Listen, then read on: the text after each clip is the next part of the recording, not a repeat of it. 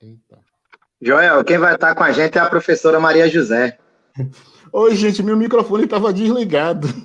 Rapaz, se ligue. Oi, gente. Bom dia a todos. Eu estava aqui falando com o microfone desligado, gente. Bom dia a todos. Estamos iniciando o nosso Chame Gente de hoje, certo? Estamos iniciando um Chame Gente especial de 13 de maio, né? Esse Chame Gente nós estamos chamando uma live de pretos e pretas, e vocês já estão vendo aqui na tela, né, os nossos convidados. Eu queria aqui cumprimentar, né, de início, a minha ex-companheira de direção da CNTE, eu não estou mais, mas ela continua, e ela é coordenadora nacional do Movimento Negro Unificado, do MNU, Ieda Leal. Ieda, obrigado por ter aceitado o convite. Bom dia. Eu que agradeço, bom dia a todos. Estamos aqui hoje, dia 13 de maio, um dia significativo para a gente. Eu também agora queria anunciar aqui, agradecer a presença da Aline Braga. Aline Braga, que é jornalista aqui em Sergipe. Aline, muito obrigado por ter aceitado o convite. Bom dia para todo mundo, bom dia de novo para vocês, para quem está aí já. E, bom, aceitei porque acho que a gente precisa conversar um pouco, né, sobre isso, é bom sempre a gente pontuar, e obrigada a vocês por ter convidado. Isso. Eu agora, o meu companheiro, professor da rede estadual, Fernando Gramosa. Bom dia, Então, Fernando. bom dia. Obrigado por ter Por nada, aceitado. Joel. Eu que agradeço a oportunidade de conversar um pouco sobre esse tema que nos é muito caro, né? Agradeço o convite. Fico muito feliz de estar numa mesa com essa galera aí preta, bonita, de peso. É uma felicidade para mim partilhar desses espaços para contar um pouco da nossa história. Bom dia a todas e a todos. Isso daqui é muito raro, né? A gente vê uma live assim cheia de melanina, né? Isso é bom para a gente fazer esse debate importante. Gente, para iniciar o debate, o tema da nossa live é 13 de maio, avanço, limite, faça. Eu queria que vocês, a partir da visão de cada um, da história de vida, da leitura que cada um de vocês tem sobre o tema, sobre a política racial, o que é que vocês, qual a avaliação de vocês sobre isso? O 13 de maio, que foi esse episódio histórico, né, está na história do Brasil, né, está na história dos negros brasileiros. Foi o que mesmo? Certo? Ele foi um avanço, ele foi um limite, ou foi uma farsa, ou foi tudo junto? Diz aí, Eda, comece por você. Sim, tá bom. Eu tenho certeza de que foi uma grande farsa, um grande golpe. Eu fiz uma conta aqui rápida, são 372 anos de escravidão, 132 anos de abolição, né, da falsa abolição, são 504 anos de absoluta opressão. Nós não tivemos, em nenhum momento, nesse país, uma política de Estado para nos garantir a vida. Então, farsa, golpe, nós vamos chamar de alguns nomes. E nós temos absoluta certeza, nós do movimento negro, pessoas que têm acesso, condições de compreender, de estudar um pouquinho o que aconteceu conosco. Do dia em que nós, do 13 de maio até os dias de hoje, nós podemos entender que hoje não é momento de comemorar. Nós não temos que agradecer absolutamente nada a Isabel. Isabel e toda a corja. Porque não dá para a gente separar. A culpa foi dela. Não. Existe todo um planejamento, né, para que a gente pudesse ir para as ruas com as mãos abanando. Então, não existia um projeto. E eu acho que nessa história, quando você coloca avanço, limite ou farsa, A limitação histórica foi do governo, da não compreensão e do não reconhecimento daquele povo que, durante 372 anos, ajudou a construir o país. Por mais que tivesse debates, então nós que criamos situações para nós nos desvencilharmos daquela situação de opressão. Aí nós podemos contar a história do povo negro, de como fomos guerreiros, como nós perdemos vidas, como nós fomos certos de poder morar em lugares distantes, né? Nós temos aqui o Calunga. O acesso ao povo Calunga no estado de Goiás hoje já é completamente difícil. Eu posso imaginar há 100 anos atrás, há 200 anos atrás, quando o povo começou a se organizar no interior de Goiás. Então, a gente pode ter essa dimensão de como nós tínhamos uma política de nós nos afastarmos desse governo e nos organizarmos nos lugares mais distantes para a gente ter possibilidade de viver. E aí, a gente vai ter, então, né, o movimento negro unificado. Eu acho que, com muita razão, todo o movimento negro brasileiro, ele rejeita o 13 de maio como essa história de que nós somos felizes, obrigada, princesa, e fomos embora. Tem uma cena de uma novela dessas, em que passa, né, quando todo mundo festeja o 13 de maio, passa as pessoas indo embora das fazendas, indo para onde? Com quem? Com o quê? Com nada. Então, nós hoje não podemos, de fato, dizer que nós estamos comemorando. Nós estamos denunciando. A gente precisa continuar denunciando esse governo genocida, né, que tenta nos matar, e agora, mais ainda, para piorar, nós temos uma pandemia que, junto com esses golpistas que estão alojados no Planalto, tentam, de toda forma, nos tirar as possibilidades de sobreviver. Então, o Dia Nacional de Denúncia contra o Racismo é um dia de luta, é um dia da gente resistir mais, mas de contar mais a história. Eu acho que a gente precisa fazer uma coisa que a gente faz bem, é dizer isto nas nossas famílias, é dizer isso não só nas escolas, a tarefa dos professores, nós somos professores, a Aline é jornalista, mas escrever isso, escrever mais e contar mais. E dizer, a gente não vai negar o 13 de maio da forma que ele historicamente, ele é registrado na história do país. Beleza. Mas a gente pode perfeitamente fazer a releitura e cobrar do Estado aquilo que ele nunca conseguiu fazer. Nunca conseguiu fazer, em determinado momento nós conseguimos ter políticas, ações para a população negra, começamos a ter uma discussão muito boa dentro dos ministérios, no governo Lula, depois no governo Dilma. Antes, um pouco, a gente se organizava enquanto movimento negro para denunciar o governo genocida e fazia algumas coisas, as tentativas dos outros governos, mas nós tivemos um retrocesso do governo Temer, do governo Bolsonaro. Esses golpistas que tomaram de assalto o Planalto, eles acabaram com todas as políticas públicas em relação à população negra. Está evidente isso. E a gente precisa fazer uma leitura disso. O que significa um governo que retira todas as possibilidades da gente saber da nossa história e ter políticas desenvolvidas para a população negra? Certamente, nós vamos entender que eles compreendem a nossa força, nós resistimos e eles tentam nos matar. Mas é loucura? Não é loucura. Então, a gente precisa começar a conversar muito mais sobre isso. Então, nós não celebramos, nós não comemoramos. O jogo é pesado contra a população negra. Muito pesado. O extermínio do povo negro, o racismo estrutural, ele se organiza, toda hora que a gente se mexe, ele se organiza. Isso é uma coisa que a gente tem. A data, né, já falei que é o registro histórico, e eu acho que marca o sofrimento durante esses 372 anos, que a gente arredonda para 400 anos, mortes durante anos, muitas mortes. Nosso povo foi aniquilado durante anos, né? O trabalho escravo, a separação das famílias, a não possibilidade de cultuar os orixás, essa falsa esse falso,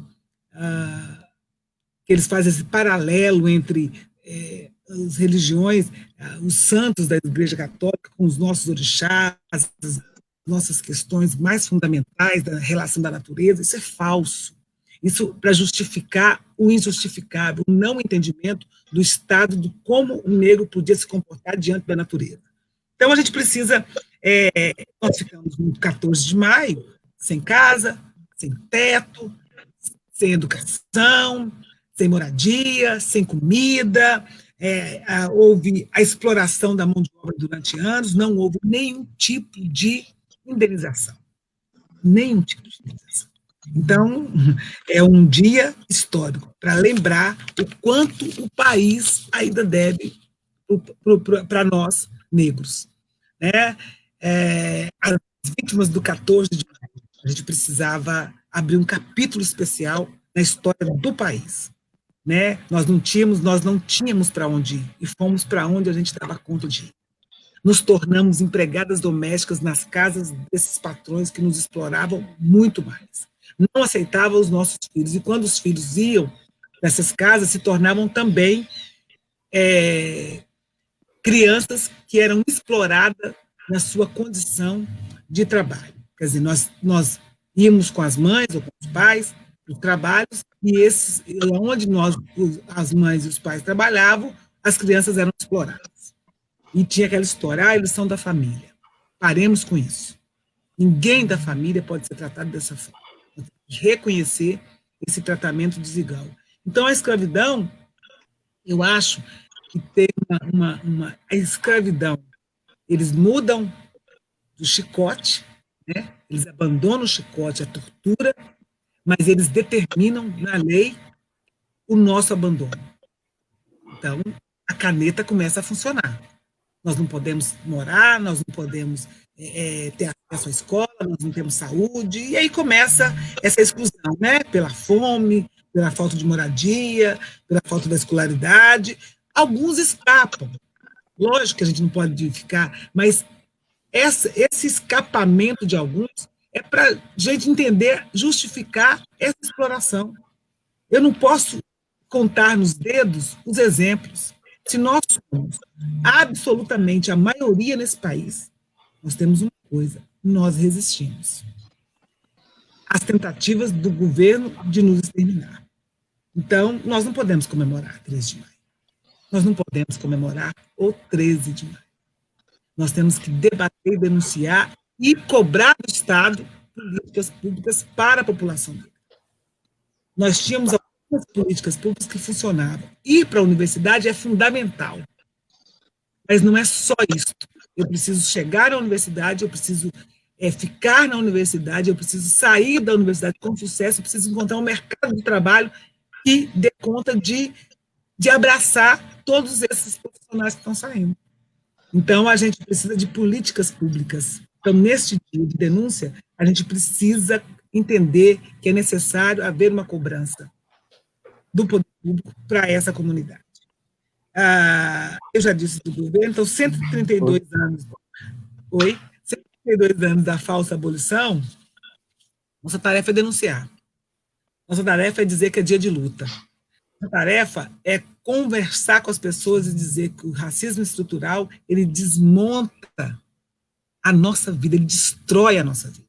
Né? E aí o Covid, esse namoro, né, desse Covid, desse vírus, né, não existe uma ação do Estado coordenada para garantir a vida dos negros no país. Porque se nós somos a maioria dos desempregados, o isolamento social, ele acontece. Como é que uma família numerosa, vivendo em lugares distantes do centro da cidade, casas pequenas, podem estar em isolamento social, passando fome? Como é que alguém lá tem a ideia de que as empregadas domésticas são fundamentais e elas precisam continuar trabalhando? Nós não temos ninguém que diga: fique em casa, nós vamos garantir o sustento durante esses 3, 4 meses. Existe uma crise, né, no país. Nós temos a crise sanitária, né, dessa coisa da falta de saneamento básico, das higienes normais das pessoas, né? Não deveria ser um fenômeno ter lugar para lavar as mãos, para a gente fazer higiene, para a gente ter esses ambientes em que respeite as pessoas e que a gente não precisa dar tanta gente nos bancos ou em qualquer outro espaço. Mas a crise trouxe isso, o jeito errado da gente conviver nesses espaços que são públicos de atendimento. Nós sempre dissemos que o SUS é o nosso plano de saúde, mas ele atende de uma forma exprimida. Ele atende com um número muito grande de gente esperando nas filas. E nós adoecemos nas filas. Então, esse jeito agora de garantir esse distanciamento ou atendimento de forma mais correta é o natural, deveria ser o natural. Então, nós temos o isolamento social. Vamos pensar, como é que esse isolamento social? A pessoa consegue ficar em casa com filhos, o marido, a esposa, os netos, os sobrinhos. E qual é o distanciamento dessas pessoas nessas casas pequenas, gente? Então, existe todo um debate que a gente precisa fazer. Agora, parar o país para salvar vidas significa o Estado abrir os cofres e dizer, não ficar em casa e nós vamos manter vocês com alimento, nós vamos tentar organizar o SUS, valorizar os trabalhadores. Aqui em Goiás, o GOL, que é um hospital de urgência, 180 funcionários estão afastados porque suspeitam que eles foram contaminados. Os profissionais. Que estado é esse? Nós não temos a prova ainda. E nós estamos crescendo um número grandioso de suspeitas. Quando nós tivermos a prova de que nós estamos ou não com o Covid, o número vai dobrar, vai triplicar. É disso que o Estado deveria estar, nesse dia que a gente denuncia esses maus tratos, pensando. A gente precisava ouvir desse Estado que ele vai cuidar das vidas. E cuidar das vidas no país hoje significa cuidar de 56% de pessoas que podem correr o risco de serem contaminadas e podem vir a morrer. Né? Então, nega o acesso à nossa saúde. Então, quer nos matar. Se nega, quer nos matar. A realidade do racismo no país é indisfarçável. Nós não precisamos ficar dizendo que não é racista. Ele é estruturado para deixar de fora o nosso povo. Infelizmente, a gente está denunciando isso tem muito tempo. O MNU tem 42 anos. E tem 42 anos que a gente diz, nós não estamos querendo trocar o 13 pelo 20. Cada um tem seu valor. O 20 de novembro tem um outro valor para a gente, mas o 13 de maio precisa ser reescrito, e ele já está sendo reescrito, porque a gente já tem gente que já faz história, faz história no sentido de contar a história e revelar que nós estamos por nós mesmos, e nós mesmos significa as pessoas que passam pelas universidades, as pessoas que estão militantes, os líderes que estão nos terreiros, combatendo o racismo religioso, os que estão nas comunidades, os professores que estão dentro da escola administrativa. Ieda, ela fechou o microfone dela, peraí.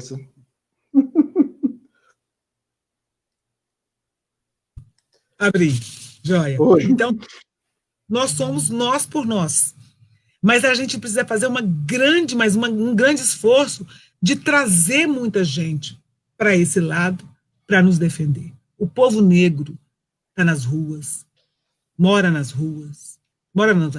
favelas, mora nos lugares mais distantes da periferia, as condições não são boas, tem negros na zona rural, os quilombolas, nós temos gente em tudo quanto é lugar. Se nós somos 56% da população, nós estamos em tudo quanto é lugar.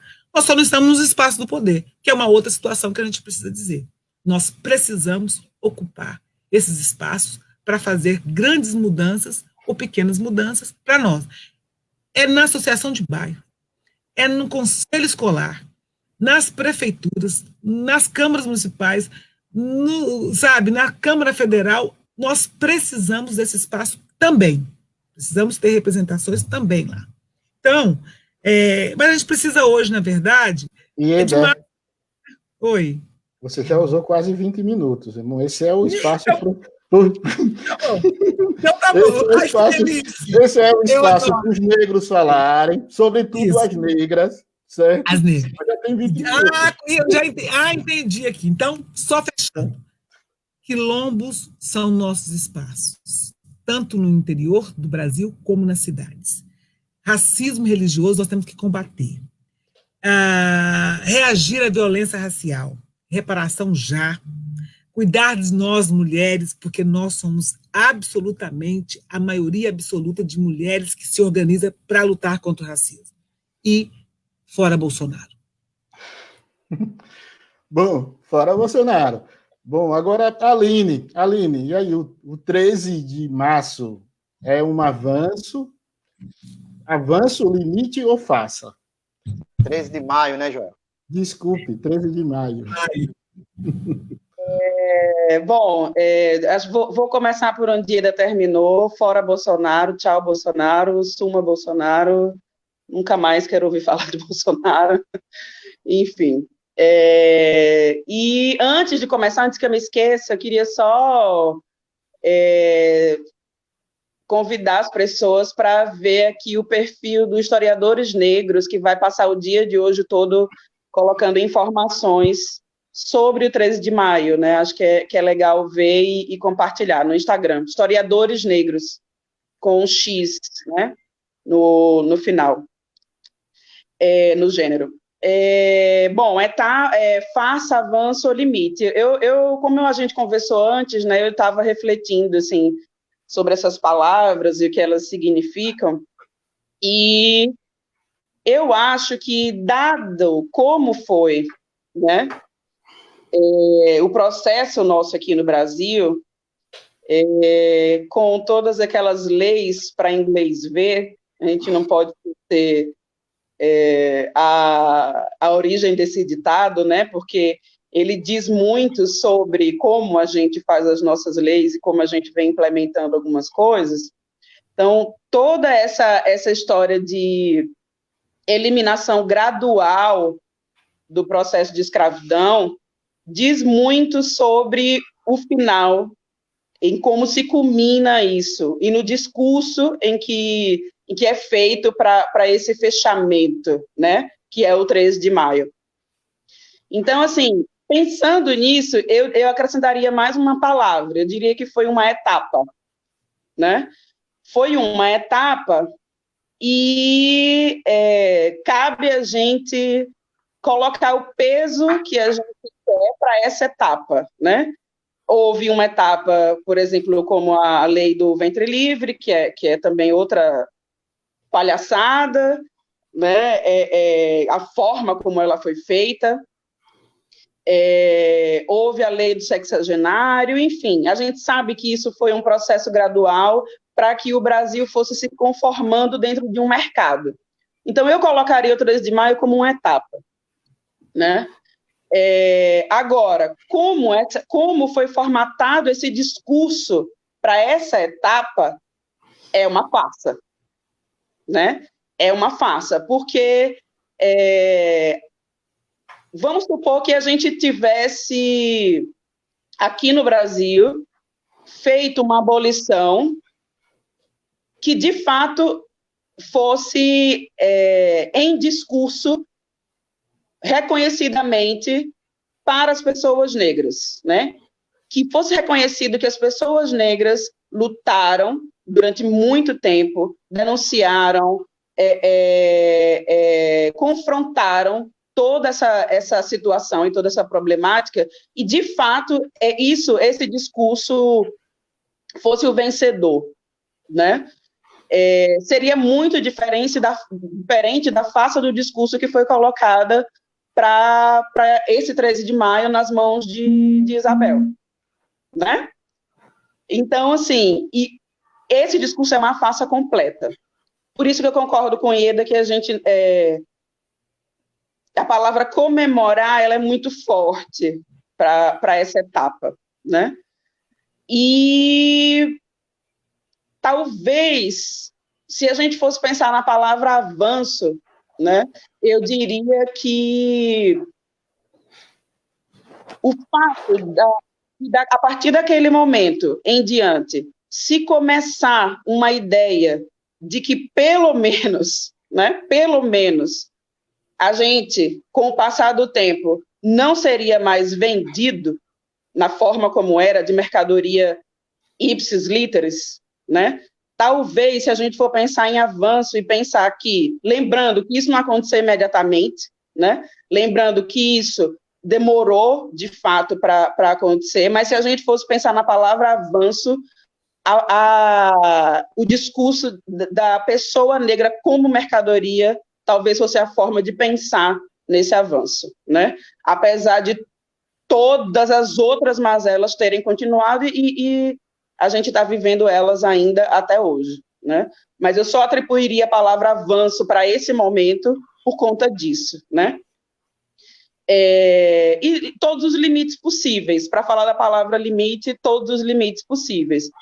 A história conta, e Eda já deu vários exemplos de como os limites foram colocados e são colocados ainda hoje, né?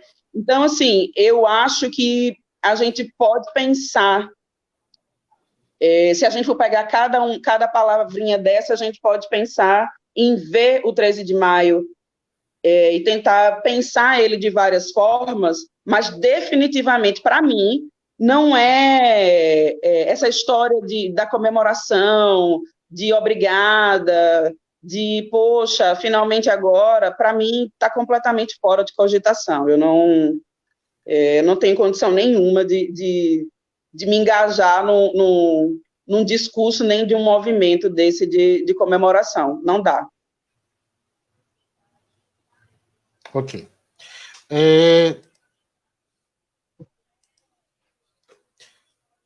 Antes, Fernando, de passar para você, eu queria fazer um registro aqui das pessoas que fizeram algum tipo de comentário ou mensagem, aí depois a gente entra nos questionamentos. A Magalhães, um abraço, Magalhães, Ana Maria, Franci, Lima, Yuri já está em Aracaju, já voltou da Paraíba, viu, Fernando? Caroline Rejane, Genison, lá de Itabaiana, Genivaldo, Rita, de Capela, Solange, Dilson Águila, da Estância, Ivônia também, Jane Tavares, Cláudia, Ianayá, Aldeci, Nara Ivonete, a nossa presidente, Sandra Oliveira, Carlos Castro, Reginaldo Medrade, lá do Sertão, Elza Souza Nunes, Gilvan, Sandra, Simone, Tadeu Brito, Bárbara Moraes, Irineu. Obrigado aí pela audiência, gente. Nós chegamos a até 60 pessoas assistindo online. O Fernando, agora você. Diz aí, amigo. 13 de maio é um avanço, um limite ou uma farsa? Brasil. Meu nome é Brasil, seu criado, de fome eu não morro, nem mato, o que posso é nunca ser respeitado, pois já maltratei e sou maltratado. Sou racista, machista, e já fui e sou saqueado. Tenho um povo que se diz feliz, alegre e abençoado, mas é por demais enganado, traído e desacreditado. Espero e luto para que um dia ele seja de fato feliz e realizado. Para esse dia, o caminho deve ser trilhado com luta e estudo. Só assim serei valorizado. Viva o Brasil, terra de gente de luta e que nunca desistiu.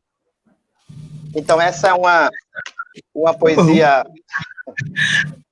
da autoria desse negro aqui, né? Eu já estou fazendo aí o jabá também. Tem a publicação de um livro aí lá para o final do ano. Isso, pode bem fazer o jabá. Inclusive, vou precisar de alguns patrocínios aí, viu, Joel? Olha, Ivonete. Ivonete. Já vai vendo as entidades. De novo, reiterar que é um prazer, não é uma alegria estar numa mesa com essa galera aí, né? Essas mulheres inteligentes e que têm muito a contribuir com a nossa vida. Já conheço a Aline, não de outros carnavais, mas de outras lutas, né? Durante a minha formação de assistente social, a segunda, né? A Aline foi convidada por nós para uma mesa num CRAS, né? Lá próximo do trabalho, onde a gente estava encerrando o curso de serviço social, e contribuiu muito bem. Eu falei com a Tati da Unegro, né? Recentemente também dei entrada na Unegro, junto também com o Partido dos Trabalhadores, e falei com a Aline sobre como ela falar para as mulheres negras, né? Para as mães do CRAS daquela comunidade, que, por exemplo, nunca tinham ouvido falar da ditadura militar, né? Não sabiam muita coisa sobre o que foi a escravidão. E também parabenizar a Ieda, né, por essa mulher aí de luta. Conheço muito pouco, mas o pouco que conheci de ontem para cá e vendo os textos do MNU, já mostra para a gente que é uma mulher de muita luta. Joel aí dispensa comentários, né, um camarada de outras datas, junto ao sindicato, né, me aproximei bastante depois de algumas greves, né. Então é isso. Além dessa poesia, né, esse espírito de professor, ele me segue. Eu preparei aqui um pequeno texto de 2,5 páginas, que prometo ler rápido, para que eu não fique falando, me perdendo em delongas, né? O título eu coloquei o seguinte: de 20 de novembro a 13 de maio. É para dizer que eu fico mais com o 20 de novembro, embora concorde com Ieda, né? Que são datas distintas e ambas precisam ser historicamente lembradas, também como a Aline colocou no que ela disse, mas eu passo ao texto, né? Sou mais 20 de novembro do que 13 de maio. Explico, não é porque faço aniversário dia 19 de novembro, um dia antes, né? Mas pela história de luta que a primeira data carrega em detrimento da passividade e caráter capitalista da segunda. Assim penso, pois estudando história do Brasil e do mundo, é possível observar que o processo de abolição da escravatura não foi só o 13 de maio de 1888, como a ideia de processo já pressupõe, foi um percurso encampado pelos nossos ancestrais escravizados nos momentos de luta, estes que conquistaram a duras penas muitas conquistas, como, infelizmente, né, também feita pela princesa Isabel, mas que foi alguma conquista, não tem como negar. A Aline já tocou nisso, a lei do sexagenário e a lei do ventre livre, né, em alguma medida também algumas faces, porque não representava de fato a liberdade do nosso povo. O que fez a então regente do Brasil, a princesa Isabel, foi atender aos interesses internacionais para a abertura de mercado consumidor, para escoar a produção dos países que importavam matéria-prima, que queriam vender os produtos manufaturados, além de responder às pressões do capitalismo emergente e, consequentemente, os anseios da elite escravocrata. Penso que mais que lembrar a assinatura de uma lei pequena, né, uma lei que tinha 2 parágrafos, né, algo mais formal que real, no que se entende, cabe lembrar os abolicionistas, Dragão do Mar, né, o nosso poeta Castro Alves, baiano, né, o Luiz Gama, né, que libertava vários negros que advogava gratuitamente, e os nossos ancestrais que lutaram como a avó do Zumbi Aquatune, o Ganga Zumba, né, Dandara, mulher de luta, e João Mulungu, aqui de Laranjeiras. E os quilombos como de Palmares, na Serra da Barriga, hoje estado de Alagoas, antes de Pernambuco, o Mocambo, em Porto da Folha, lugar também que já visitei, né? A Mussuca, em Laranjeiras, lugar também que já visitei, trabalhei 2 anos em Laranjeiras, e a comunidade quilombola Maloca, local de resistência no bairro Cirurgia, aqui em Aracaju, local que também tenho alguns amigos. Podemos dizer que o 13 de maio foi um avanço para a vida de nossos ancestrais, em parte. No entanto, só esta data possui muitos limites que podem ser pensados observando a farsa, que é o mito, muito cuidado com essa palavra, do branco salvador, que vai salvar o povo negro da marginalidade que nos foi imposta desde 1888, pois não nos foi assegurado o status de cidadão e cidadã. Lembremos Cesare Lombroso, né, e a teoria do criminoso nato. Né? Na história do mundo, nós negros fomos criminosos natos, né? E com base científica. Isso que é outra coisa importante a ser lembrado. Essa teoria, né, eu falava com o Joel antes, do branco salvador, né, ela tentou ter uma nova atualização recente, né, agora nesse programa aí de reality show Big Brother. Né? A gente tinha uma disputa onde tínhamos o negro, e ao final ficaram 3 mulheres, muito bem, né? Que ótimo, 3 mulheres, e uma delas negra. Eu sempre vou preferir mais pela mulher negra. Pelo menos é assim que eu penso e me esforço para isso. E tinha uma teoria de uma delas que ia fazer um trabalho, que tinha fotos, né, com nossos irmãos e irmãs, que isso até me menciona, da África, né, com uma certa promoção, não posso negar. E aí continua o texto. Diferente de Cuba, que em 24 de dezembro de 1879 teve a sua libertação, né, o Brasil não reconheceu seus escravos como cidadãos de seu país. Nos lembra o professor Florestan Fernandes, que foi militante também do Partido dos Trabalhadores, em seu livro A Integração do Negro na Sociedade de Classes, publicado em 1965. Para cá veio mão de obra estrangeira, como os da África e da Europa, isso a gente já sabe, e esses brancos eram escolhidos ao nosso povo para ser cidadão assalariado. Né? Aí dá para dizer alguma vantagem, sim, o assalariamento, infelizmente, em relação à escravidão, com a transição para o capitalismo. Como que numa ideia de recalque, aí eu pus entre aspas, né, que é um conceito da psicologia, mas entra como uma brincadeira, os senhores de engenho e a burguesia ascendente resolvem assalariar os brancos e marginalizar nós negros e negras e pobres. Sendo assim, muitos de nós, sem casa e sem comida, como já lembrou Ieda e Aline, tivemos que amigalhar nas fazendas e em bicos subalternizados. Né? Conta Florestan Fernandes, em outros momentos, que às vezes os brancos geravam até disputa entre nós negros, né? Pegavam um ternozinho velho e colocava a gente, sei lá, para ser segurança, as mulheres babá, né? Ama de leite e tudo mais que a gente já sabe que até hoje ainda fica, né? Sem lembrar que para a mulher muitas vezes é colocada a função do cuidado, né? Por exemplo, a gente teve ontem, o dia 12 de maio, foi o dia do profissional da enfermagem, né? Parabéns a esses guerreiros e essas guerreiras. E a gente vai ter 15 de maio, o dia do assistente e da assistente social, né? Essas duas profissões, né, são profissões parecidas tanto pelo cuidado, né, ligado ao feminino, infelizmente, e tanto também pela sua base religiosa, né? A posteriori, que é lembrada na enfermagem, ela quebra um pouco desse caráter religioso e ela tenta, sendo leiga, ser enfermeira, que à época era colocada somente para as religiosas. É muito parecido, é análogo ao serviço social, que era de base caritativa, né?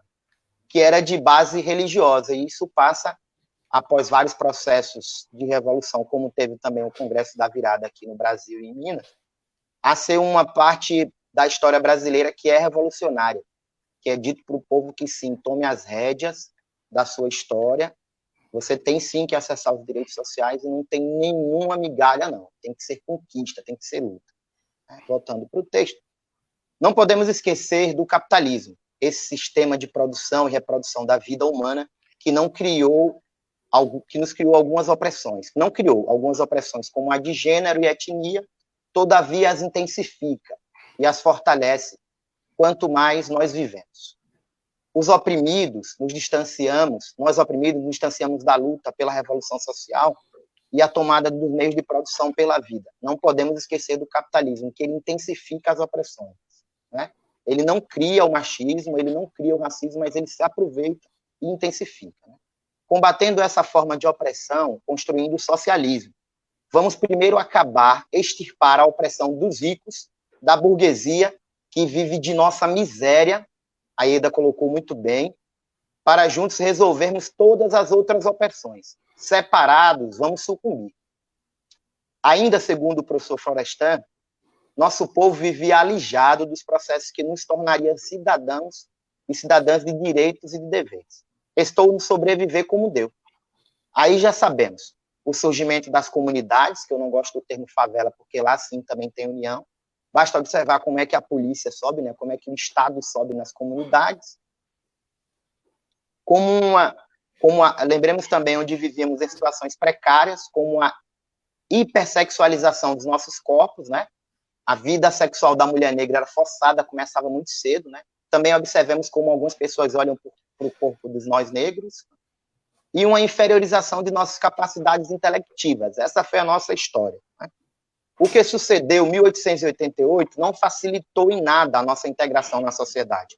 Florestan coloca ainda a crítica do mito da democracia racial, pensando a partir dos estudos de Gilberto Freire sobre a miscigenação brasileira e como essa geraria algo novo, sem ter a ideia de uma raça pura. Não foi bem assim.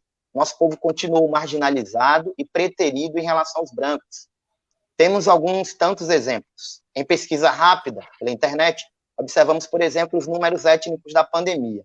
Só em abril, o número de negros mortos é 5 vezes maior que o branco. Da população carcerária. Somos 2/3 do sistema carcerário, segundo dados de 2017 ainda, né? Estamos em 2020. Sem contar os empregos e funções subalternas. E somos o povo que mais é assassinado. Os chamados PPP, pretos, pretas, pobres e periféricos.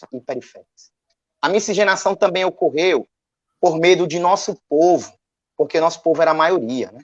E pelo que foi feito conosco, né? Para que não fizéssemos também o que foi feito. Né? Toda vez que, quando a gente lembra, por exemplo, a palavra rebelião, né?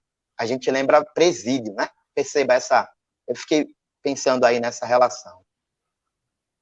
Porque entendemos que o dia 20 de novembro, aí eu já passo para o final, nos foi mais histórico e se identifica com a luta do nosso povo. Essa aqui é a defesa. Pois foi nesse dia, no ano de 1695, que Zumbi, então líder do quilombo de Palmares, foi assassinado.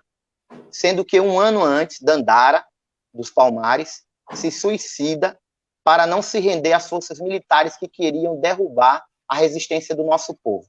Assim, entendemos que a história de luta construída pelo nosso povo, em suas condições possíveis, né, o aquilombamento, que não reuniu só negros, tá? Detalhe, mas muitos perseguidos pelo sistema colonial, prostitutas, não negros, fujões, que tivesse, a gente estava junto.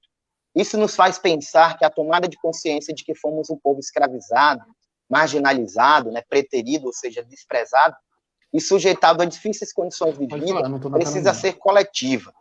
Contudo, as péssimas condições do nosso povo, que nosso povo viveu e vive nesse país, com algumas poucas mudanças, como a Ieda também coloca, frutos de muita luta, como a de Palmares, do nosso povo negro, para onde nossos ancestrais foram trazidos à força pelo homem branco, não nos faz perder a força de continuar lutando, vivendo, amando, nos divertindo como dá, né? E trabalhando em busca de dias melhores para a nossa gente, com a nossa cultura, a nossa comida, com o nosso cabelo, com as nossas vestes, as nossas tranças, o nosso corpo, enfim, tudo mais que é nosso, e que alguns tentaram nos fazer pensar que não somos bonitos e que tudo que é nosso fica melhor nos outros, nos brancos, mas não conseguiram. É preciso continuar lutando, quanto pudermos, buscar a criação de políticas sociais, de reparação social, e sempre que possível bradar como Bia Ferreira: cota não é esmola, é reparação. O Rapa coloca que todo camburão tem um pouco de navio negreiro. E para encerrar, de fato, por hora, fala, representatividade e paridade importam sim. Existem esses negros que precisam ser lembrados. Angela Davis, Djamila Ribeiro, Martin Luther King Jr., Bob Marley, Edson Gomes, Marielle Franco, Zumbi, Dandara, Gangazumba, Aqualtune, Teresa de Benguela, Piolho, Besouro, Silvio de Almeida, Severo de Acilim, João Mulungu, João Sapateiro, Neuza Santos Souza, Elza Soares, Sueli Carneiro, Cabenguele Munanga, Achille Mbembe, Clementina de Jesus, Luísa Marim, Dona Ivone Lara, Jovelina Pérola Negra, Nina Simone, Aretha Franklin, Lineker, Emicida, Billie Holiday, Alcione, Dona Nadida Mussuca, Sandra de Sá, Miles Davis, John Coltrane, Jimi Hendrix, Jimmy Cliff, Chico César, Gil, Carol Conká, Chico Queiroga e Antônio Rogério, João Cândido, Milton Nascimento, Hamilton Borges, Luiz Gama, Abdias do Nascimento, Maria Beatriz Nascimento, Grada Quilomba e Bia Ferreira. Não esqueçamos do Cais do Valongo, do Pelourinho, Porto de Galinhas e dos Quilombos. Lembremos a conjuração baiana, a revolta dos malês, a balaiada e a revolta das chivadas. É isso. É isso. Valeu, Fernando. Eu queria ler algumas mensagens aqui das pessoas que estão nos assistindo. A Sandra Oliveira, ela diz: não há nada bom nesta pandemia, é verdade, mas nos trouxe um tempo para as lives com uma representatividade que eu não lembro de já ter havido antes. Live só de mulheres, depois de homens e mulheres negros e negras. Somos nós, os nossos lugares de fala. Muito bom, Joel. Obrigado, Sandra, pelo elogio. Simone Freitas Gama, a gente precisa construir um debate pelo viés epistemológico. Enquanto isso não acontecer, com o objetivo da desconstrução dos paradigmas, vamos continuar gritando ao vento. Ivonete Cruz, 13 de maio, nada a comemorar, abolição da escravidão, resultado dos interesses do nascente capitalismo na Inglaterra, interessado em vender seus produtos, a escravidão não interessava mais. É necessário trabalhadores assalariados. Então, libertaram os negros e submeteram ao submundo do trabalho. Muito a lutar por igualdade. Registrar mensagens do ex-Eliel, acho que é esse mesmo o nome dele, da Ivônia, da Rayane, Cláudia diz, o negro sempre lutou,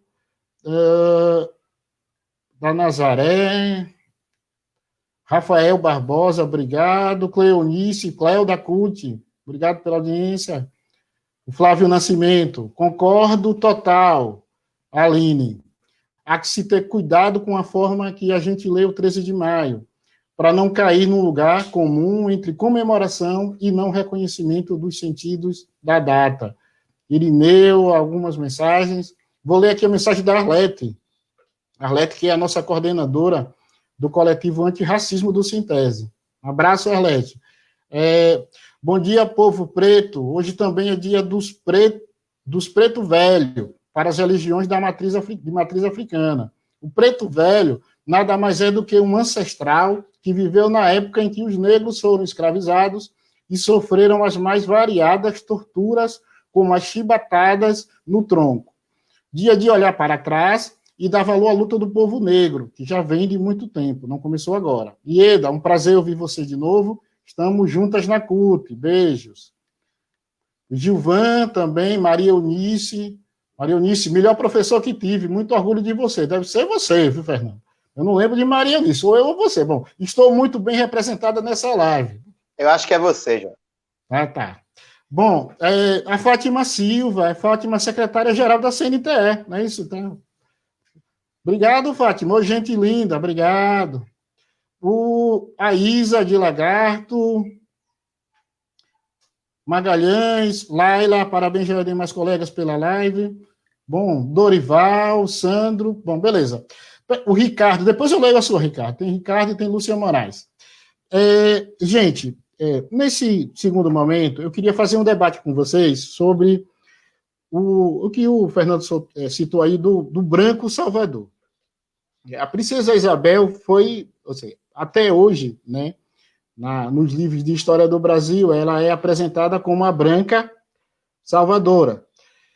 E aí, se a gente traz para a realidade de hoje, e o Fernando já trouxe algum dado aí, eu estava vendo e achei muito interessante um blog que vi no Instagram, Seremos Resistência, eu não sei direito, é de esquerda, eu não sei se é ligado ao PT, ao PSOL, eu não sei, mas eles faziam uma análise do papel da Rafa Kalimann, essa ex-BBB, que faz ajuda humanitária na África.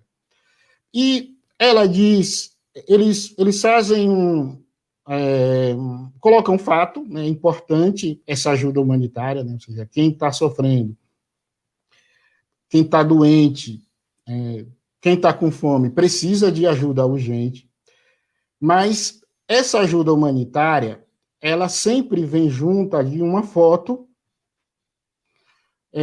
com a criança ou com o adulto em situações extremamente constrangedoras, muitos momentos, doentes, esquálidos, negros, e acaba se vindo para a promoção social de quem está fazendo isso. A gente percebe também, e aí no nosso dia a dia, né, nessa lógica do Branco Salvador, né, de muita aproximação também, de ajuda a negros e negras. E fazendo até leituras interessantes, mas assim, quando você percebe que negros e negras podem disputar poder ou pode fazer com que aquele espaço seu seja diminuído, não se há mistura. Ou seja, eu ajudo para aparecer na fotografia, mas eu não me misturo, porque assim, o negro vai ser sempre visto como alguém inferior e que não terá condições de disputar comigo ou de fazer algum tipo de enfrentamento. Como é que vocês veem isso, esse papel aí do Branco Salvador? Aida, abra seu microfone, Aida. Abre o microfone aqui. Eu queria primeiro registrar o nosso afeto, o nosso amor e o respeito que a gente tem com os nossos pretos e pretas velhas. São os nossos griots, são as pessoas que cuidam da gente, são as pessoas que contam para a gente que aquela folhinha do mastruz é bom para combater o verme, que essas coisas que a gente, essa nossa culinária e as nossas hortas que a gente faz nas nossas casas, mas o jeito de andar na rua, de conversar, as histórias que eles contam, a forma de resistir. Então, eu acho que a gente precisa, as religiões de matriz africana, elas têm muito disso, hoje, no 13 de maio, desse espírito de luta e resistência e da memória. Aí sim a gente pode dizer que a gente tem orgulho de, neste dia, lembrar a resistência desses homens e dessas mulheres, os nossos pretos e as nossas pretas velhas. E eu acho que é bom. Olha, Fernando, essa lista de nomes que você fez, eu já acrescentei alguns aqui, eu já vou falar em outro lugar essa lista e acrescentar alguns outros nomes. Gosto muito disso. Acho que nós professores, tem isso. Que gostoso ouvir. O que você fez no final foi cantar uma música com os nomes dos nossos, né? E aí a gente poderia ficar a noite, o dia, desafiando todo mundo a cantar música com os nomes dos nossos. Eu acho isso bacana. Mas essa história de Branco Salvador já deu, né, gente? Esse povo que vai para a África, tira fotografia e posta. Isso não é ajuda humanitária. Isso é investimento, carreira publicitária que a gente devia entrar com ação, porque expõe a pobreza das pessoas num momento descontextualizada. Ninguém pode chegar ali. Quer dizer, você pega as pessoas na população mais vulnerável, você não contextualiza a situação daquele povo, tira uma foto e diz que é a bambambam. Bam, bam. A gente precisa partir para um lado de proteção ao nosso povo. As pessoas precisam. A ajuda humanitária, ela deve acontecer. Quem ajuda não fica saindo, contando e postando foto, tentando parecer que é a melhor pessoa do mundo. Isso é muito ruim. Nós temos uma cultura disso, essa cultura mundial, e nós temos vários casos. Tem gente que é capaz de pegar na mão de quem está morrendo e fazer uma selfie e colocar, ajudei bem, passado dessa para melhor. Isso é horrível, né? E às vezes os brancos, eles acham que fazendo isso, eles terão um lugar no céu. Eu acho que eles estão dando um lugar no inferno, né? Nessa cultura deles do bem e do mal. Então isso é muito ruim. Agora a gente precisa fazer uma discussão política. Ajuda humanitária, legal, as pessoas precisam investir. Existe um continente que foi saqueado pelos brancos no mundo. E esse saqueamento gerou essa situação. Nós temos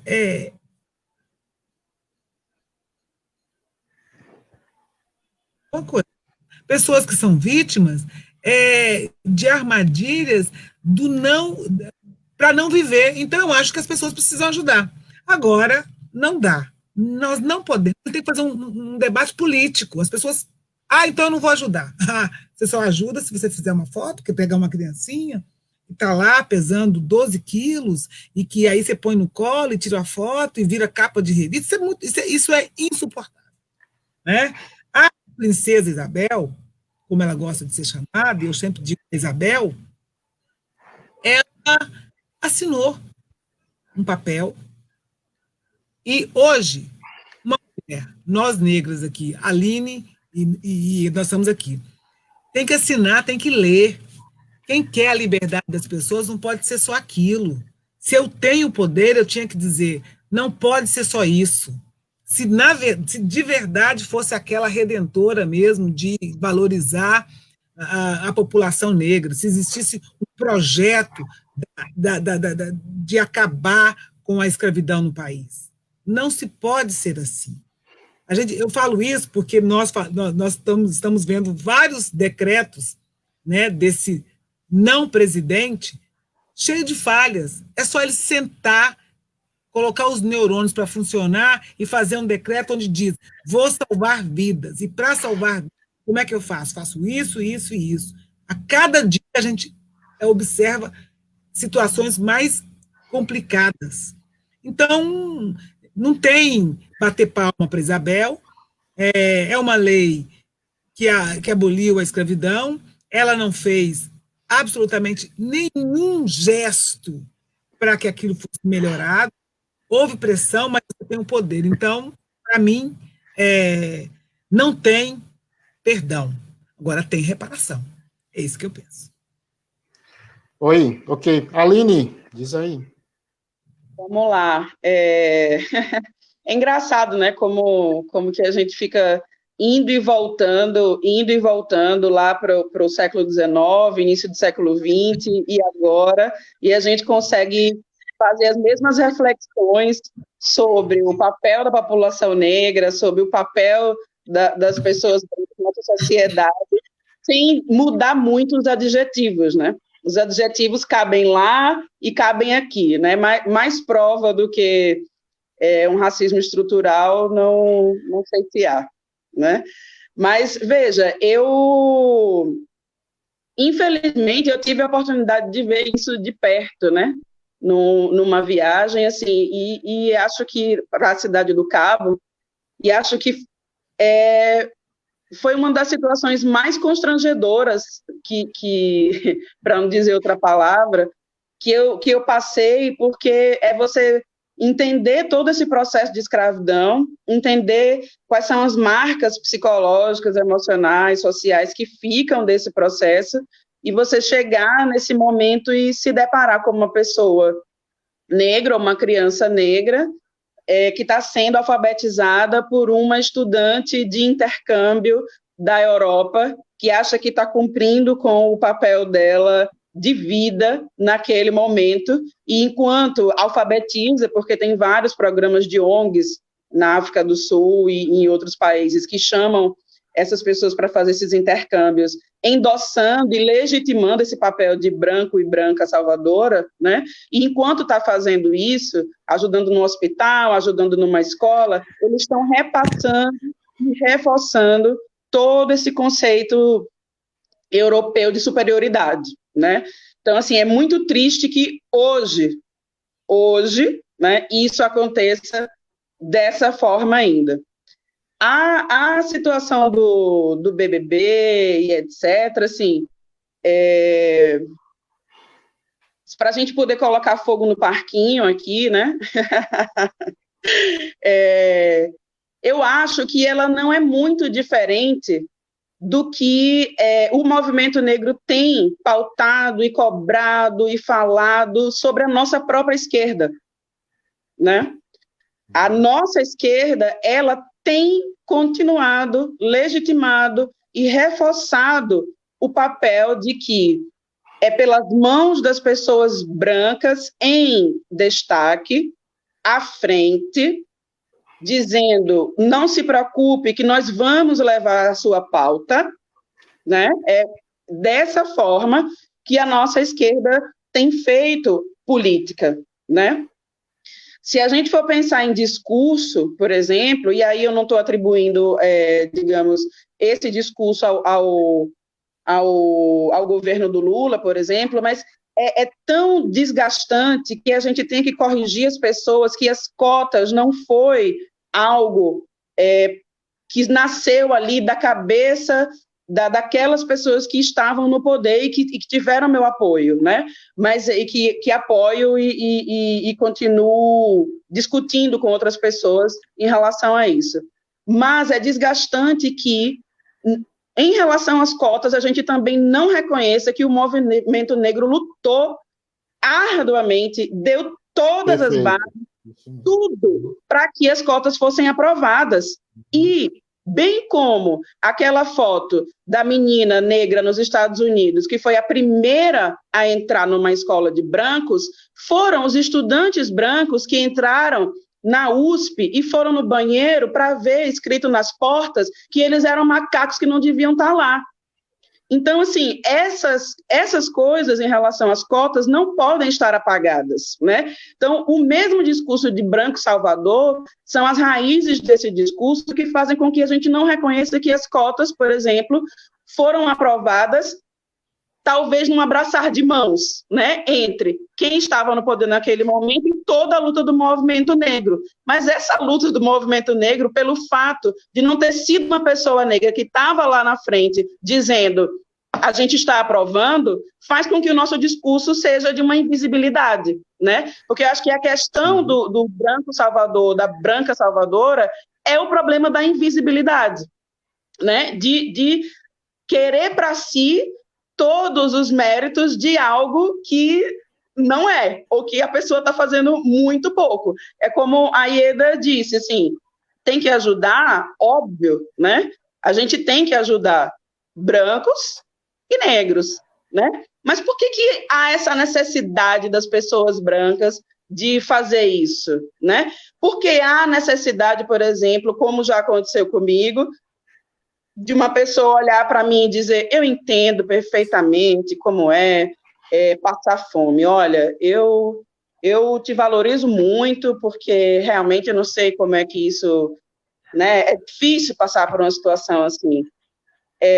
Ainda bem, eu nunca passei fome, né? Mas muitas pessoas negras já passaram. Acontece que essa pessoa, a única coisa que ela consegue enxergar numa pessoa negra é essa história de estar um patamar abaixo socialmente, economicamente, subjetivamente, né? Porque você simplesmente enquadrar a pessoa negra nessa história, né, nesse perfil, é algo que faz parte também de um sentimento de, bom, eu estou aqui nessa posição e nessa posição irei ficar. E essa outra pessoa está abaixo de mim, né? Eu acho que o discurso de branca ou branco salvador, ele tem todas essas nuances, né? Ele tem todas essas cargas, digamos, né? De subjetividade e, enfim, acho que a gente tem que combater isso não só no BBB, mas para a gente também nas nossas lutas e nas nossas relações de movimento social, pelos direitos humanos, né? Quem está no fronte de batalha junto com a gente deve fazer isso também, até porque, e a começar, acredito eu, nas nossas bases de entidade, de sindicato e etc., a mudar como que a gente enxerga o trabalho no Brasil, né? É muito sofrido para mim que a nossa esquerda comece a pensar o trabalho simplesmente a partir da chegada dos imigrantes europeus no início do século XX, né? Não é possível que a gente faça as nossas formações, os nossos cursos, os nossos debates pensando nisso, né? Somente dessa forma. A gente simplesmente inviabiliza o debate que tem que ser feito a respeito da classe trabalhadora no Brasil quando a gente começa a contar a história do trabalho no Brasil a partir daí, até porque tem jornais operários feitos por pessoas negras. Então, assim, não é que a gente está patinando no nada, tem de onde tirar essas informações, né? Então, a gente tem que lidar com isso em várias dimensões. Ok, Aline, obrigado. Fernando, isso, tá esperto, abriu o microfone. Você também. Estou começando a me acostumar com isso. Memória de Salvador. Salvador, de longe, a capital com mais negros do Brasil. Mas onde estão elas e eles, não sei, nem quem viu. Não tem negros em Salvador, como não tem amor em São Paulo, lembrando o crioulo. Digo isso vendo a TV. Mas quando é em outros lugares, a gente vê. A gente vê, a gente desconte, catando lata ou apanhando da gente. Ou nos olhares e reações assustadas, ou PM, que alienado agride no grid de batalha, canalha, o coitado já amansado na sua integridade de vida sofrida. Onde está o negro, a negra, ao menos no Carnaval de Salvador? E por que não dizer na maior parte do Brasil? Porque em Pelotas, eu estive lá, a gente viu. Faz favor, não é nem na TV, nem no camarote. Só se for tomando corote, é fácil de ver. Triste constatação, faço com desolação. Ei, Brasilzão, não acabou a escravidão, mas tem que acabar com a agressão da polícia militar ao nosso povo. Mudou o sistema de produção, mas a reprodução da desigualdade é cada vez mais verdade, com a população que faz festa e limpa a merda, desculpe, dos brancos ricos. Que maldição. Igualdade só se for com as máscaras do Baiana System, que insiste na união e escancarar a contradição. A luta é contínua, no processo de tomada de consciência e superação. Dessa sina, dessa ordem, é preciso lutar com veemência rumo à revolução.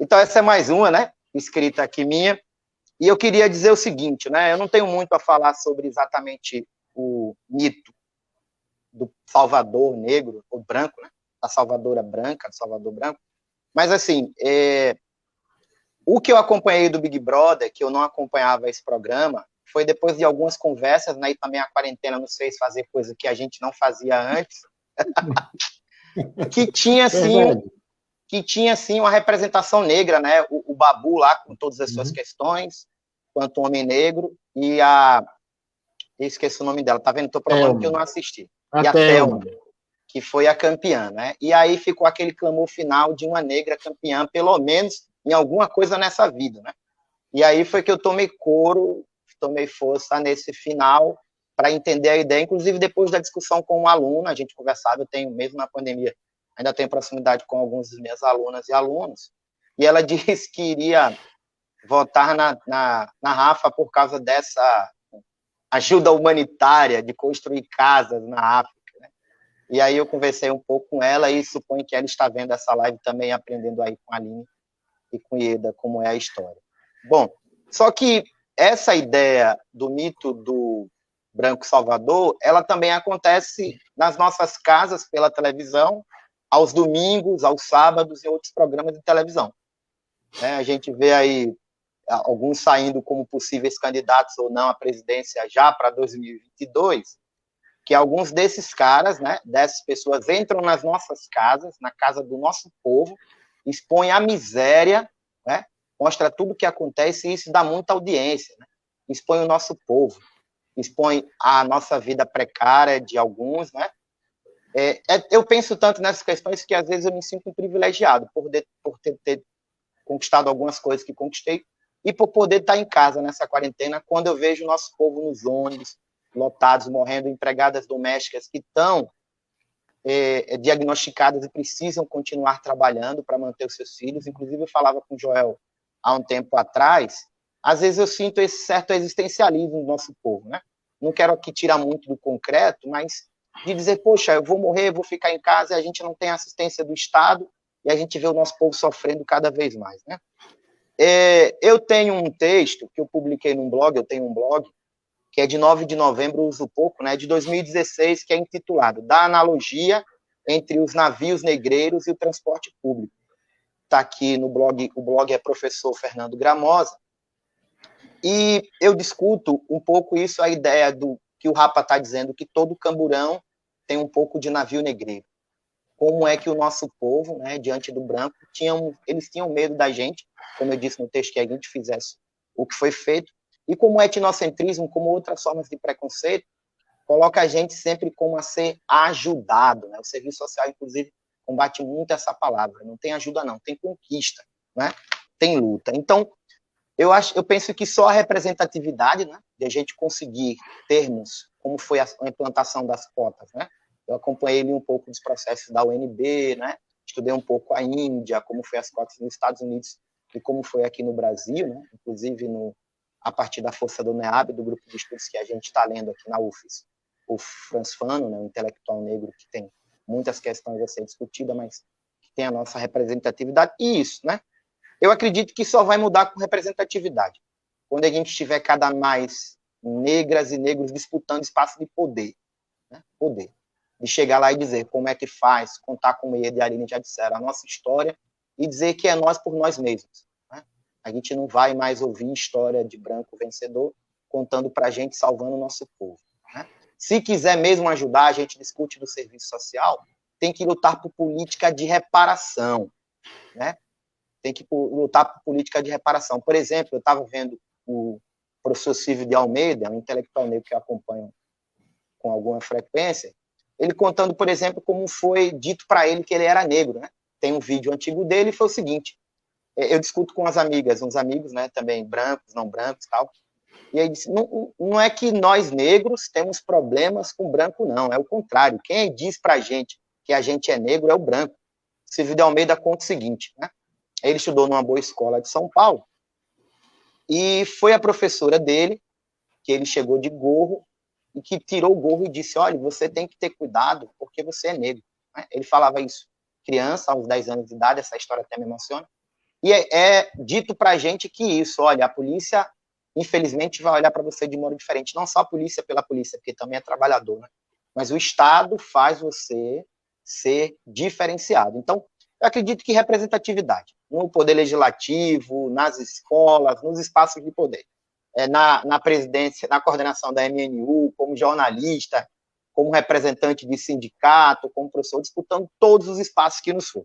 Eu acho que só isso. E aí, por fim, nesse momento, eu quero encerrar dizendo, tinha uma série que eu vejo na Netflix chamada Cara, Gente Branca, como a gente está falando de representatividade importa, assistam essa série. No momento, é uma universidade negra, né, nos Estados Unidos, e estão discutindo um grupo de negros, né, só negros, e aí dizem assim, alguém para e olha para ele e diz, mas esse cara é agressivo, né? E muitas vezes já foi dito isso pra gente, né?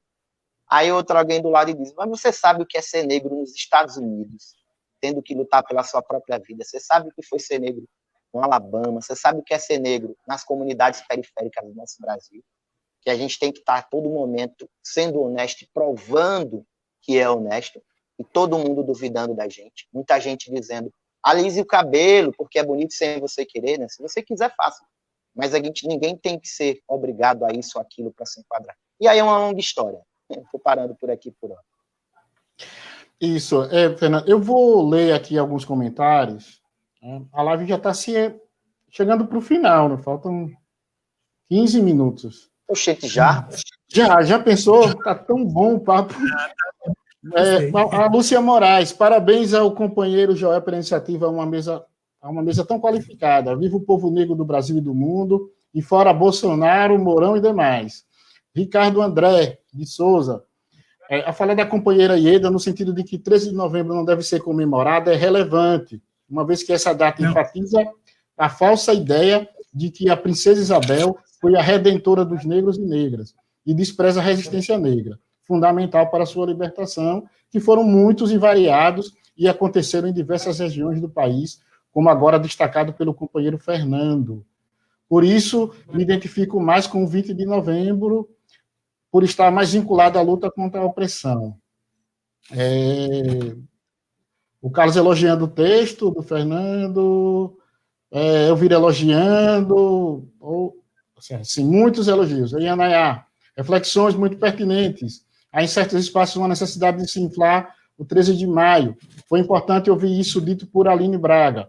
Foi uma etapa, mas como toda etapa, tem que ser lida de forma crítica para não ficarmos presos a certas denominações e acabarmos elevando figuras históricas que não representam a luta do povo preto no Brasil. Pronto, mais comentários. Yuri está dizendo que está sofrendo com a internet. Lourdes Mendonça, professor Joel, parabéns pela live e também pela escolha dos participantes. A história sendo contada da maneira que deve ser contada. O Henrique Mainar, Bora, Braga Guel, ó, Aline. Simone Freitas Gamas. Henrique só vem para tumultuar, só vem para tumultuar. Isso, Joel, é o velho discurso. Não sou racista, desde que você continue ocupando os espaços de subalternidade. Valmir Atitude, também foi mensagem. Vanderlei, George, Laila, bom, Fabiola, Emanuel Aleixo, Jobson Tavares. Estou dando para ver a mensagem completa do Jobson Tavares. Bom, pessoal, acho que só vai dar tempo aqui para a gente se despedir, mas antes eu queria o seguinte, fazer aqui um agradecimento, certo? Pela contribuição de vários companheiros para a mobilização dessa live, certo? Foi muito em cima, a gente começou a divulgar na segunda-feira, eu tive a ajuda de vários companheiros negros e não negros. É bom deixar claro, assim, ó, eu queria agradecer aqui a Leila Moraes, ajudou muito hoje na divulgação, Tadeu Brito, Idelbrando Maia, ou seja, tem um grupo aí de não negros, certo, que defende a igualdade racial, que está curtindo a live, que está participando efetivamente, que está ajudando no processo, né? Ou seja, essa unidade que precisa haver da classe trabalhadora para que a gente possa, de fato, conseguir a igualdade. E agora, gente, para finalizar, a gente só tem 12 minutos aí, eu quero deixar vocês livres, tá certo? Tem gente perguntando sobre o que, é que vocês acham de negro, de alma branca, esse discurso que foi feito em relação aos negros, se vocês quiserem responder isso. O que foi, Fernando?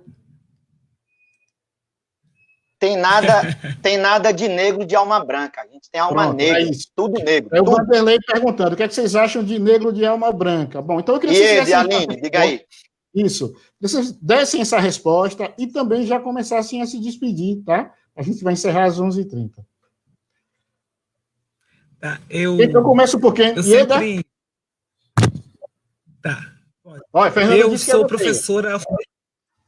Tá, eu sou professora alfabetizadora. Eu me formei em pedagogia e quando eu fiz a coordenadora pedagógica lá, mas eu me especializei em alfabetizar. Então, eu sou muito Paulo Freireana e aprendi fazendo com que as pessoas pudessem aprender a ler. Adoro fazer isso. Então, eu alfabetizei crianças, adultos, trabalhei no ensino noturno. Por que eu estou querendo dizer isso? E aprendi uma coisa. Essas situações, essas coisas que as pessoas falam da gente, para nos tirar a humanidade e alguém nos aceitar, a gente precisa combater, mas de forma muito coordenada. Antes eu ficava irritada, sabe, com essa questão do alma negra. Aí depois, didaticamente, a gente explica, né? Aí, que para gostar de mim não precisa colocar nenhum detalhe branco para que eu seja mais humana. Eu sou humana. Eu sei ser humana, eu tenho coração, tenho pulmão, eu tenho todas as condições de sobreviver, e se gostar de mim, tem que gostar de mim completa. Eu não posso ter o cabelo alisado para agradar, o branco porque acha que meu cabelo é desalinhado. Eu tenho que conversar sobre isso. Então, eu aprendi didaticamente. Ao chegar numa sala de aula, eu sabia exatamente as reações, porque a gente estuda para isso, das pessoas, o meu cabelo, a minha roupa, o meu nariz, a minha pele. As crianças têm a curiosidade e depois elas passam a entender e a respeitar, porque a gente vai trabalhando isso. Os pais, as tias, as avós, e por que a minha filha está com aquela mulher preta? A incapacidade que eles acham que a gente tem. Então, eles sempre querem colocar alguma coisa. Dizer que, você... Igual falar, umas questões assim, sabe? Mas se o seu cabelo fosse diferente, se a sua pele fosse mais clara, se o seu nariz fosse mais fino, tudo isso são coisinhas que os brancos querem colocar na gente, e a gente já, nessa sociedade racista, incorpora e começa a dizer, se alguém especial, ele tem a alma branca. Aí não dá para a gente hoje, depois de 55 anos, eu mandar as pessoas para aqueles locais determinados. Então, eu já dou a minha, essa coisa. Mas eu quero acabar aqui as minhas palavras lembrando uma coisa, porque eu participei de uma live com o doutor Édio, e ele lembrou, e Benedito da Silva também lembrou de uma coisa que eu acho que é importante a gente lembrar, e a gente tem que reagir. A primeira vítima fatal do Rio de Janeiro, uma mulher negra doméstica. A patroa chegou de uma viagem, ela foi contaminada. A patroa não morreu. Ela morreu porque ela voltou para a Baixada, ficou adoecida, trabalhava e não se cuidou da forma correta, não teve assistência. O que o Édio falou? Tem que cobrar indenização porque ela morreu no serviço, ela foi contaminada lá. Não traz a vida de volta. Mas a gente precisa fazer com que essas pessoas paguem pelos estragos que eles fazem nas nossas vidas. Então, 3 de maio, para mim, o Movimento Negro Unificado, para várias outras entidades, o povo quilombola, o povo que está na rua, o povo de terreiro, para todos os negros do país, tem que ser lembrado um dia que houve uma grande farsa para nos colocar na rua e que nós precisamos cobrar do Estado brasileiro reparação. A reparação é por esses danos todos. E eu não estou crucificando a mulher que perde toda a dignidade, os homens também, e pensa que transformando ou usando alguns detalhes do mundo branco, nós seremos mais aceitos, como é o caso da violência contra os nossos cabelos, como é o caso de negar a nossa história, como é o caso de achar que para branquear a família, determinante é a gente esquecer os negros e se reorganizar com os brancos para ir clareando a família, porque assim o racismo será diminuído. Então, a nossa tarefa hoje, com as lives, quero parabenizar o Joel, meu companheiro, meu amigo, a gente se gosta muito, se respeita bastante, a Arlete, que é uma grande mulher, quero dizer que a Aline é uma fofa, podia ser minha filha, é uma jornalista brilhante, cara gostosa, bonita. Fernando, com as suas palavras, quero colar tudo, Fernando, já estou dizendo aqui, vou colar tudo. Joel, continua. Oi, valeu. Esse programa precisa continuar para a gente poder arrasar. Obrigada. Beijos no coração. Isso. Obrigado. Fica aí, negona, viu? Fica até o fim, tá? Não saia, não.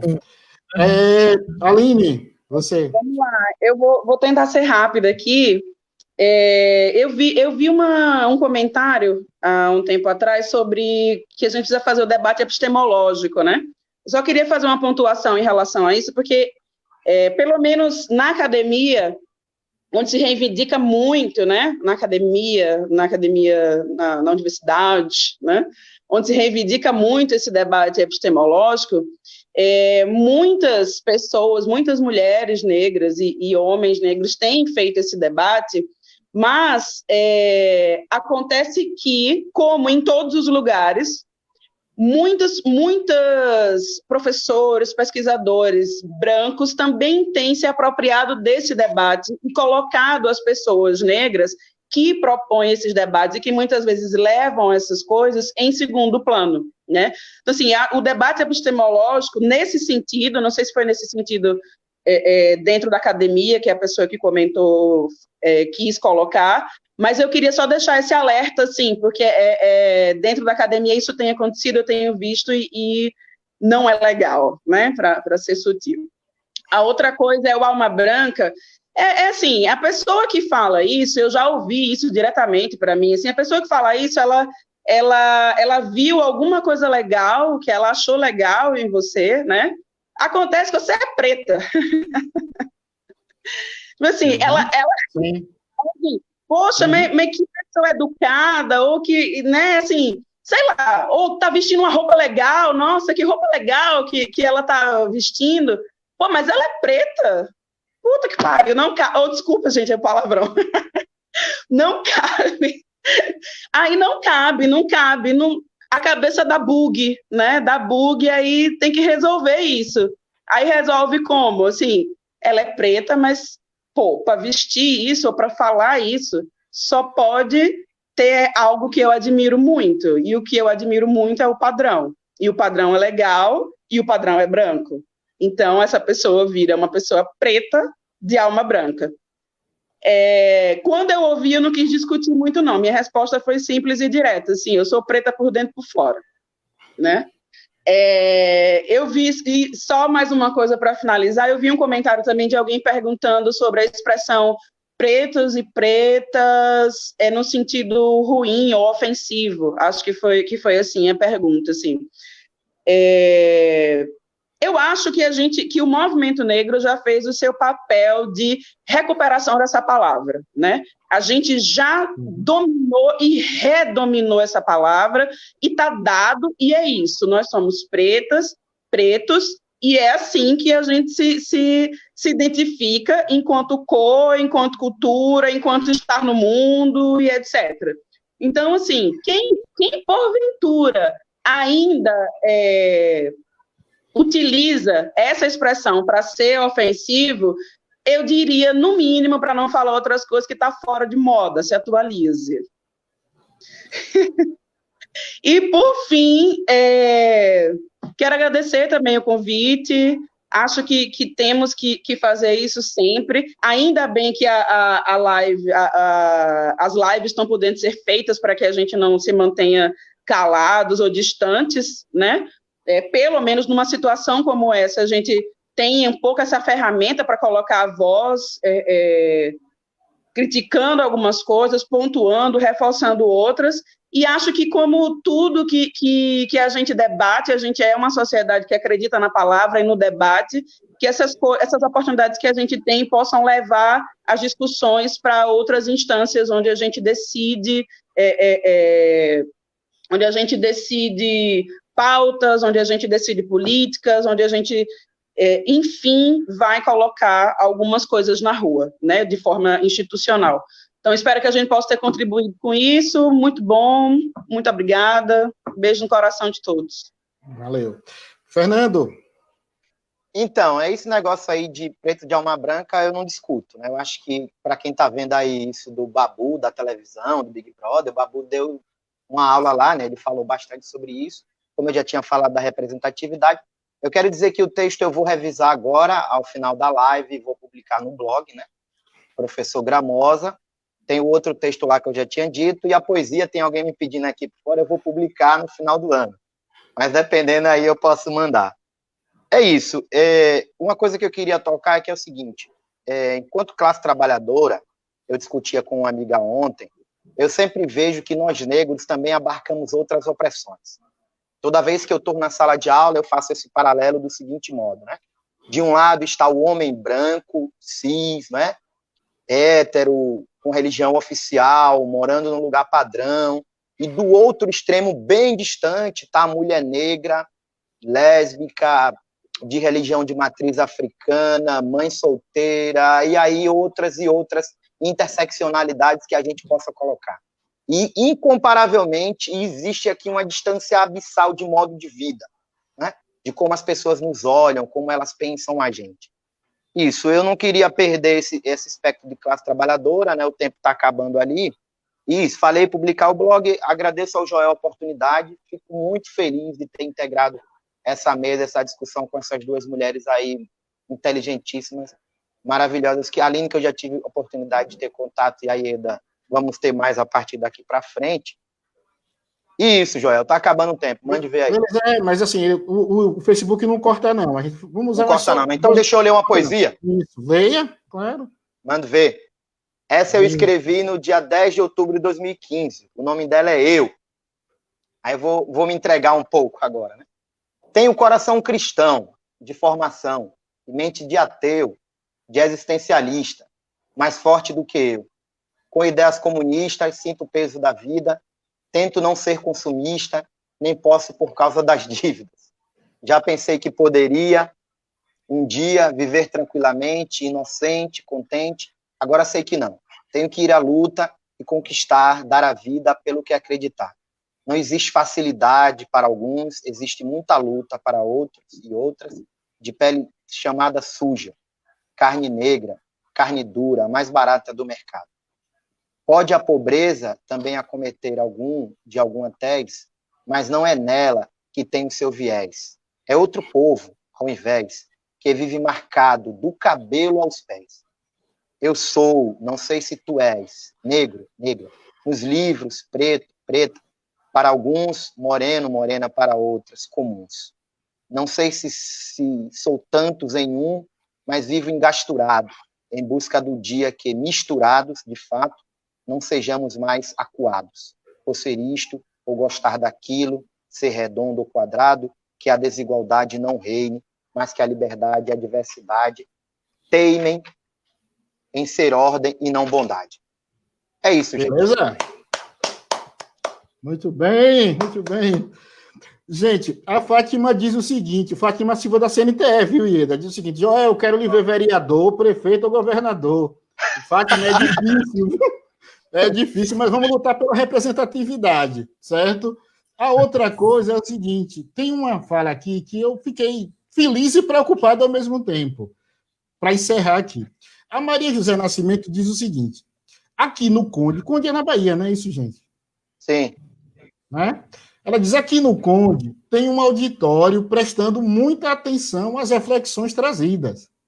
Bom, eu só espero que se for um auditório com muita gente, que as pessoas estejam dando a distância necessária. Não é não. Tá.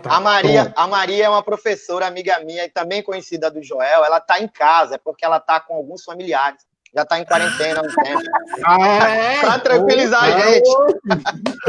E ela é negona como a gente também. Tá, beleza então. Tá? E você, nesse momento, falou em reagir. Vocês precisavam de estar aqui para verem as reações. Parabenizo a iniciativa pela chance de ativação da sensibilidade crítica. Ok, gente, bonito isso. Pessoal, muito obrigado. Né? Live linda, tá certo? Muito obrigado a vocês.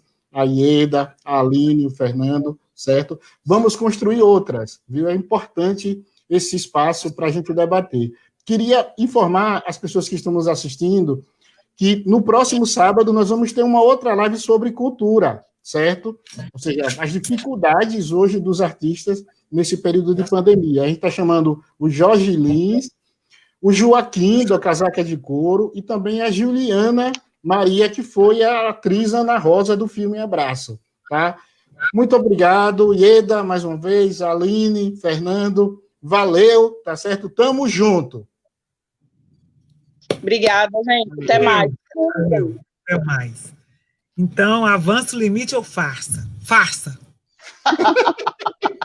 Boa. Tchau, gente, valeu, obrigado. Valeu.